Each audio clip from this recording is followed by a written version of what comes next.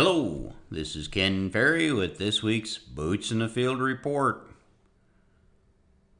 The rains this past 2 weeks have been like fireworks on the 4th of July. A lot of different rain events popping up everywhere. Much of our customer base has seen some moisture. In some cases a little too much with a little too much wind.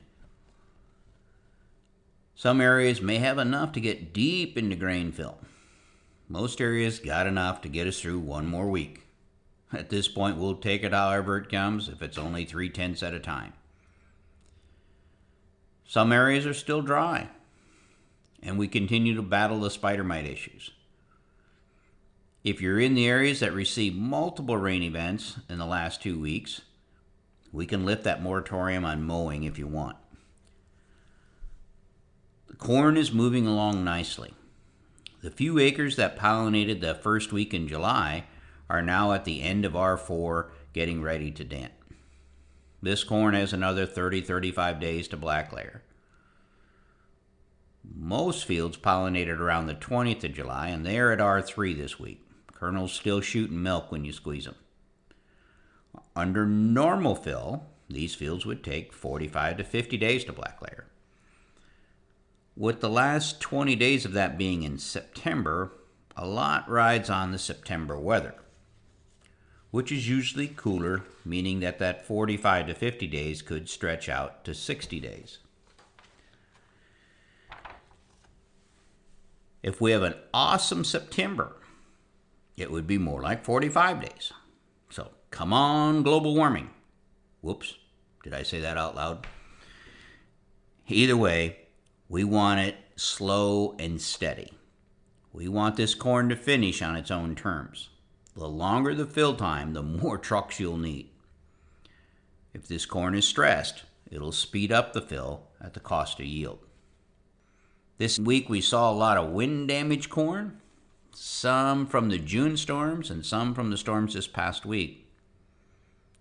Corn just leaning to gooseneck to some snapped. With the earlier June storm, it's easier to do the crop adjustment.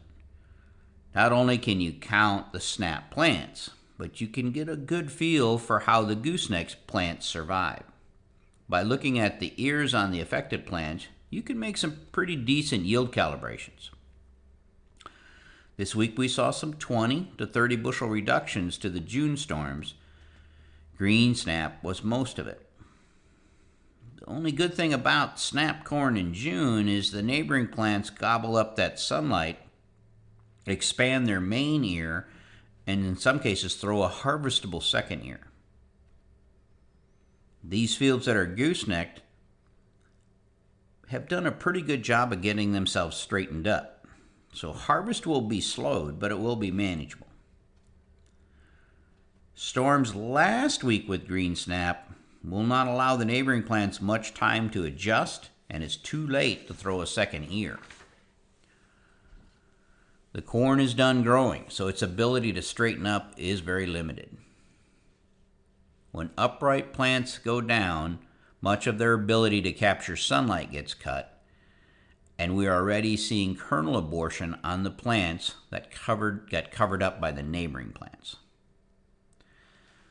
There's not much we can do in this situation, but scouts need to get into these fields and do some detailed stand and ear counts next week, taking into consideration the ears showing kernel abortion.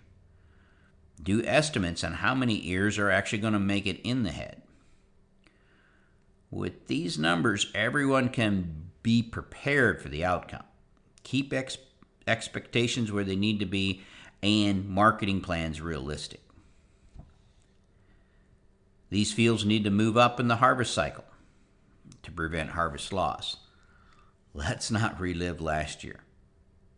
At least this year, only the wind damaged fields will be a problem, unlike last year when whole townships were going down with the tar spot nightmare. With most corn at R3 or more, we can now get a good handle on how well we pollinated. I have to say, I am a little disappointed. It looked like we were pollinating butt to tip in 3 to 5 days everywhere we shook off silks. I'm seeing a variation of pollination issues. Some have poor pollinated butts, indicating early pollination issues. Some have poor tips, and then some of that scattered pollination problems throughout the ear itself. For the most part, these pollination issues are not silk clipping related. I believe it's more heat related, and the crop has aborted those kernels. I've not seen any disasters yet, but it's not as smooth a pollination as I had expected. I'm seeing it in almost every field, some varieties worse than others. But this is expected when we plant the whole country in 5 to 7 days. Disease pressure continues to be light in most areas. This week I found my first 2 cornfields that hit our disease threshold down in the Winchester area. This area has been ahead of a lot of areas in the case of moisture. The disease pressure was mainly GLS. I found no tar spot. The interesting thing is not too often can you get all the way to August 3rd before you see disease levels hit threshold. Usually when that happens, we've burnt the crop up. This corn looked fantastic. I expect these recent rains to ramp up more disease pressure on all fronts. Many fields have been sprayed the last 2 weeks, growers dragging their feet and waiting for that R3 window to make the application so it could try to carry themselves deep into grain fill. And I believe this R3 spraying will do the trick this year, keeping us clean during grain fill. The growers who planned on spraying twice at VT and R3 or R4, that second application can go on at any time. As I expected, this has been a nitrogen-friendly year. We're seeing great plant health and very little end problems, even in the low-lying areas where we tend to see it.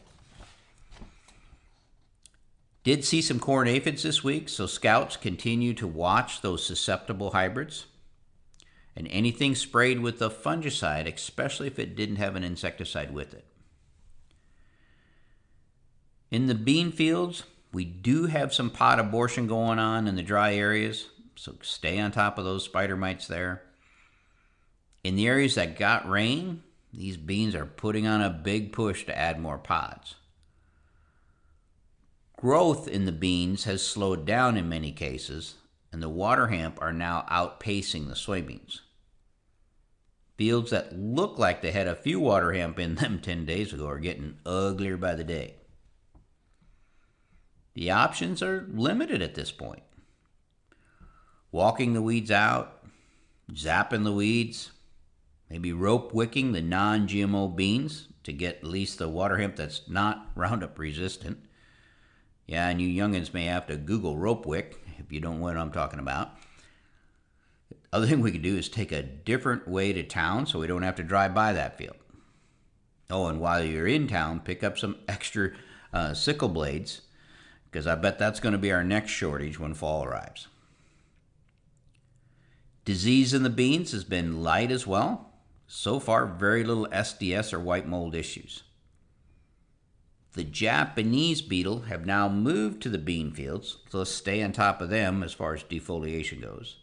The other insect showing up in the bean fields of notice is the stink bug. So we're going to have to see how this plays out, whether these populations continue to build.